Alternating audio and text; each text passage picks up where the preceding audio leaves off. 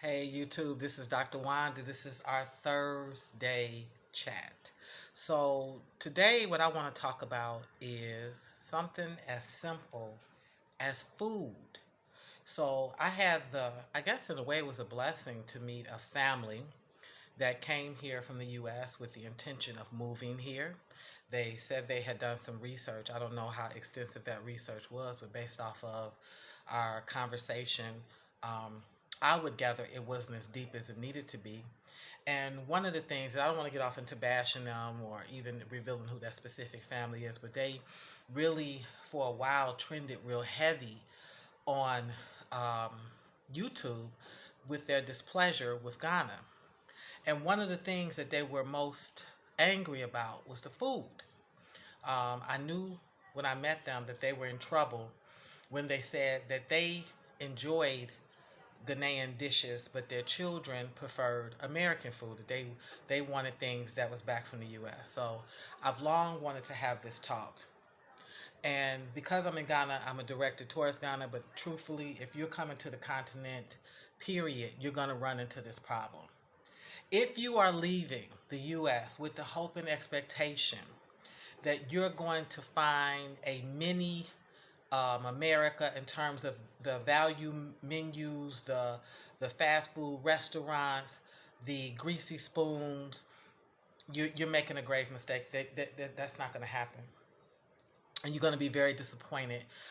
One thing I will tell you that I've seen sort of consistent, I've seen in four nations is Kentucky Fried Chicken, and I don't like it. I consider it suspect. I don't know what they're doing. I know that when I grew up, it was called Kentucky Fried Chicken because they were cooking chickens. And then we got to a year where they changed the name to KFC. Okay. And there was a lot of investigation around how they were treating the chickens. They were just making them, not giving them air, sort of doing special things where they would have it where a chicken would have like, would grow with no beaks, that they would grow, and they would have, say, three or four wings on the body. They had no option to ever free roam, to have any normacy in that life. And I do believe there's something to eating meat that's traumatized, to eating meat that never gets an opportunity to take in a healthy exchange of carbon dioxide and H2O, and go and actually um, eat healthy grain. I think all of that affects what happens to our body, but that's another show, another day. I've been to maybe one other nation that had a McDonald's, and believe me, it was lonely. I believe that nation was um, Uganda. I know for sure KFC was in South Africa. There's a KFC here. There's a KFC. I've seen the KFCs. Okay. And even here they have like a Pizza Hut. You know, they have a couple of little things that remind you of the U.S. and its meals. Okay. Here's the problem. Part of the reason I'm doing better is I left the food in the US. The food was making me sick. The food was making Gia sick. It's too much GMO, genetically modified food. It's too much sugar. We learned so much from that Super Size Me documentary where we had that one man, white, Anglo-Saxon Protestant male, healthy, living with a woman that was vegan who committed for 30 days to eat off of that McDonald's menu. That's all he ate. Their breakfast, their lunch, their this, and he did that, and he almost died. He damaged his kidneys. He fattened up his liver. He put on massive weight. His blood pressure rose from the exorbitant amount of sugar and salt exchange, and then all this mystery meat. One of the things that most disturbed me about the documentary was the chicken nuggets, because there was lots of chicken nuggets, and everybody and their mama orders chicken nuggets, and all of our kids have chicken nuggets, and that's the cheapest thing we can get on the menu, and it fits in their little fingers, and we start them off, and it's at birthday parties, and it's at the event, and it turns out that that chicken that they were using was old chicken. And when we used to bite into the nugget, we couldn't really identify. It was like kind of dark gray. It wasn't really just white meat. It turned out, yeah, it wasn't white meat because it's old meat. The chickens they were using were old. So There's a lot with the U.S. and food tampering. Seedless apple, seedless, seedless watermelon, um, seedless bananas. All of that is unnatural. Everybody knows that seeds are life. That's the beautiful thing about the ovary. You know, something has to fertilize that egg. We won't see. Like, what are we doing? So the sugar, you know, you think you're controlling the sugar, and then the sugar has several names: fructose, sucrose, sugar, cane sugar, all these different sugars. And we know that if you're not, say, a runner, if you're not just an athletic person, you're never doing enough to burn off all that sugar to use it as fuel that you're taking into your body. So when the family was complaining about the food and they said their children didn't want to eat the food, that was the first cue to me. I said, they're going home. They're going back to the U.S.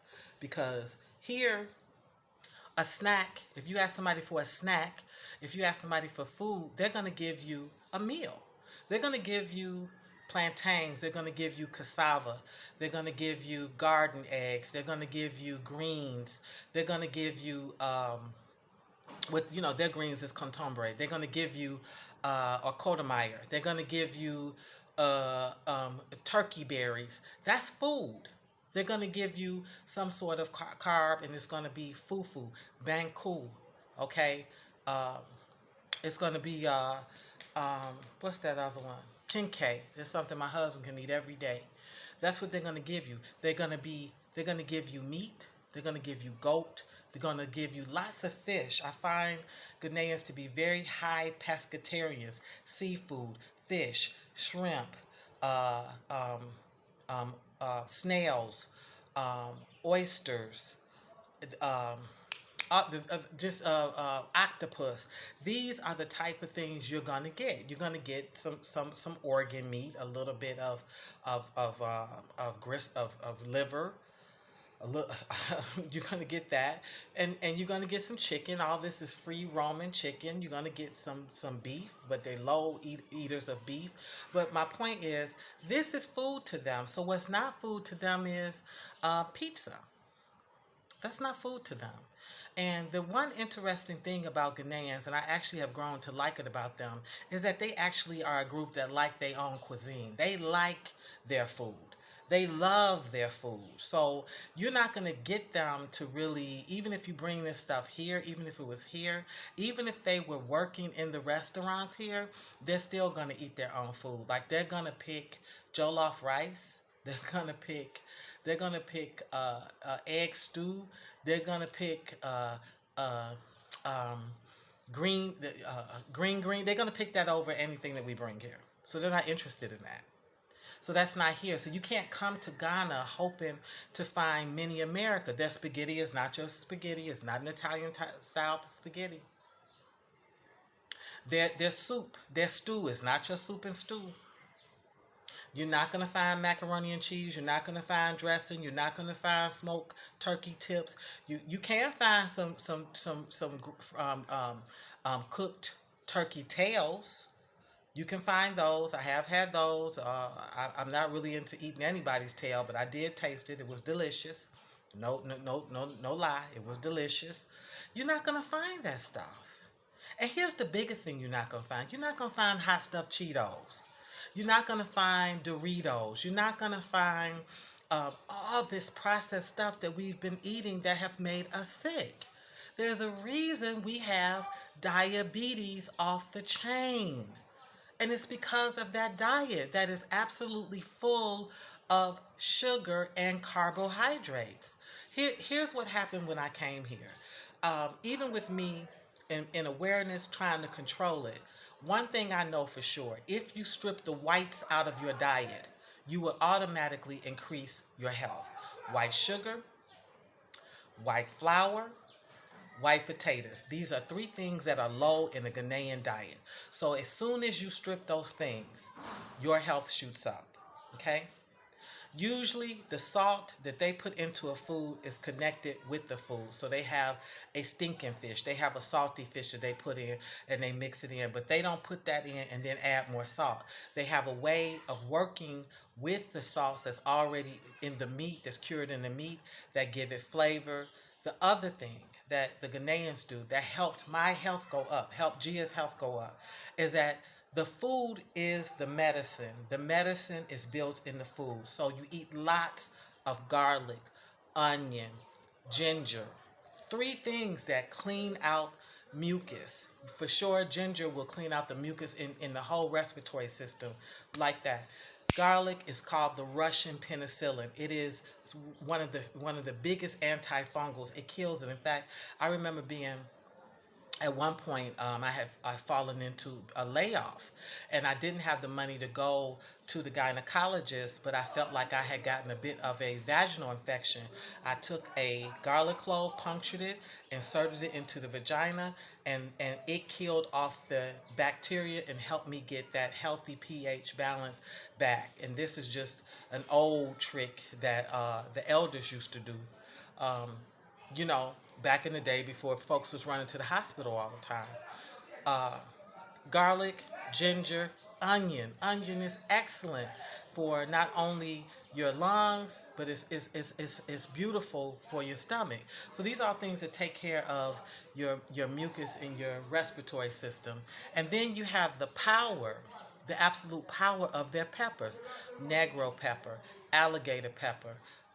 And then they have a sort of just I don't know what they call it, but it's like a regular pepper.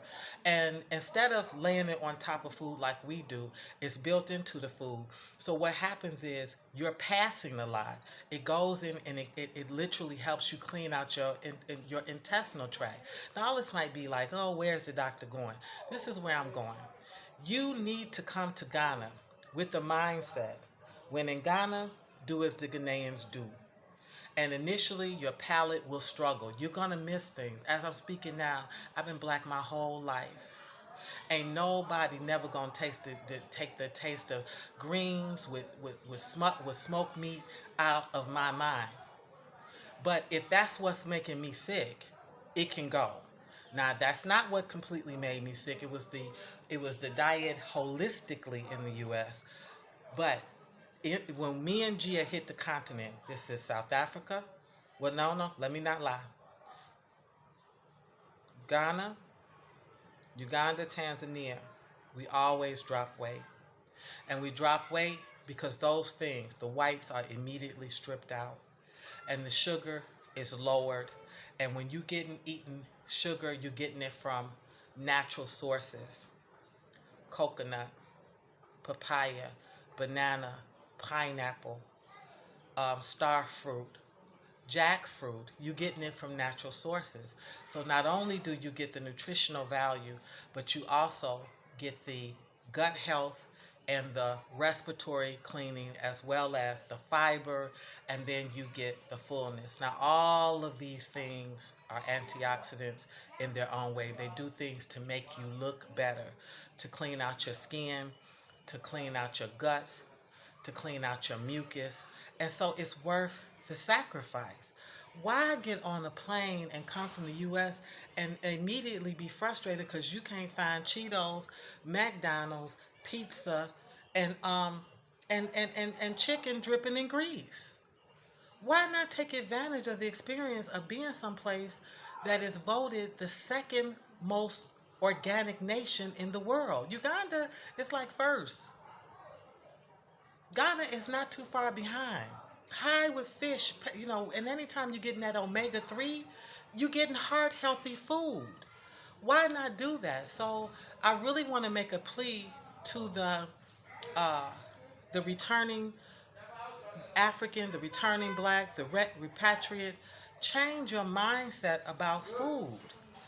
Change it. If you know you're overweight, if you know you're struggling to make a baby, if you know you have high blood pressure, if you know you're suffering from gout, if you know you're a chronic constipator, part of what you need to do is say, I am willing to go to that nation. Do as those people do in order to shoot my health up, in order to improve my health. Okay? So, that's my chat for today. Leave the McDonald's to supersize me. Leave the hamburgers and the pizza alone. Give yourself a chance to heal and know that Ghana is the Garden of Eden as it comes to herbs. The medicine, the medicine is in the food. If you're eating the food, you're medicating. Okay? And I promise you, if you stay here more than 10 days, you're going to see that your health improves. Skin, lungs, intestine, mobility, weight loss, not slim fast, natural weight loss. You're gonna see the benefits of that, and you're gonna feel good about it. Okay? All right. Thursday chat complete. Let's wrap up for tomorrow.